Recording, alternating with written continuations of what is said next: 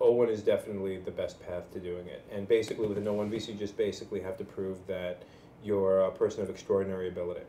Extraordinary ability, it's not like they're going to be looking at all your performances and comparing you to Academy Award winners or anything along those lines. It's not like that. Basically, what you just have to do is you just have to show that you have worked professionally, preferably in a lead or starring capacity, and that you are going to continue to work professionally in a lead or starring capacity.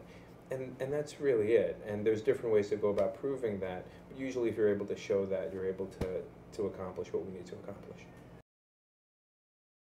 The best and easiest way to prove it is to show press materials featuring you in the articles, critical reviews, interviews, any type of press talk where that mentions you in relation to your professional work.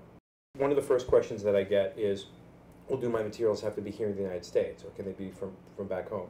And absolutely, there's no requirement that any of the materials be from the United States.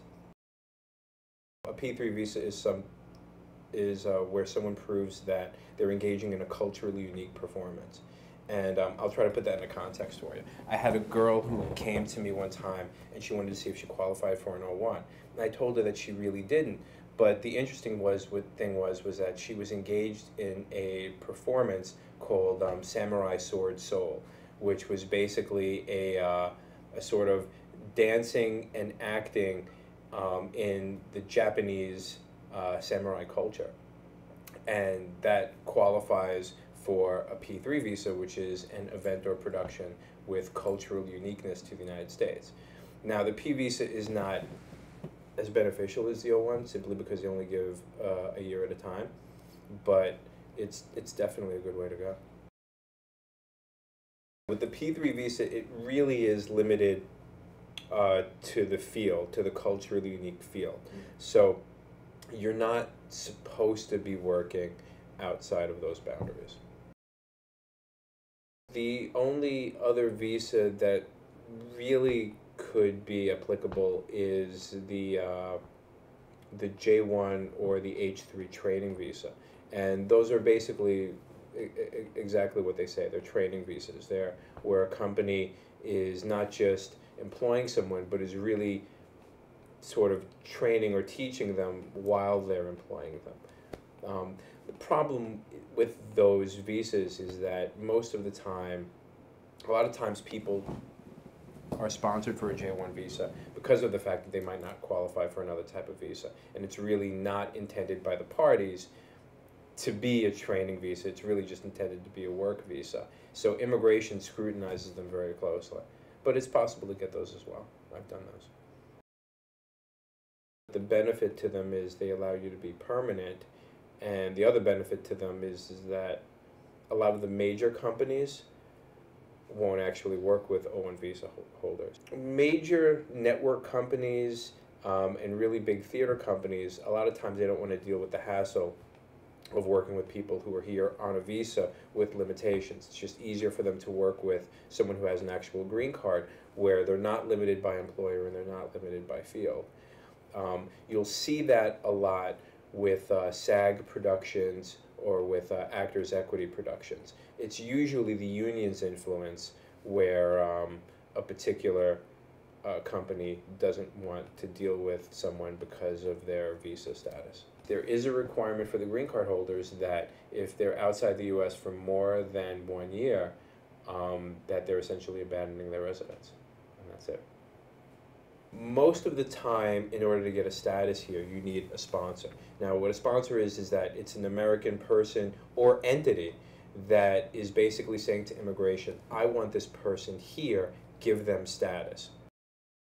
Or a producer or a production company. And those are really the two avenues.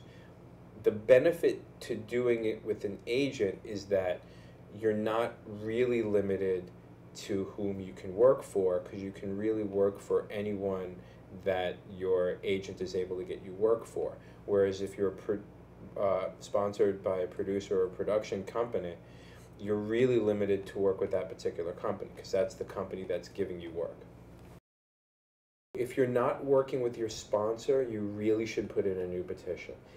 Now, take that with a grain of salt. I mean, look, I've had a lot of people who stopped working with their sponsor almost immediately, went on to work, went on to either represent themselves independently or went on to work with a different agent and never actually switched, and were able to file the extension, and immigration never asked for proof that they were maintaining their status with their previous petitioner.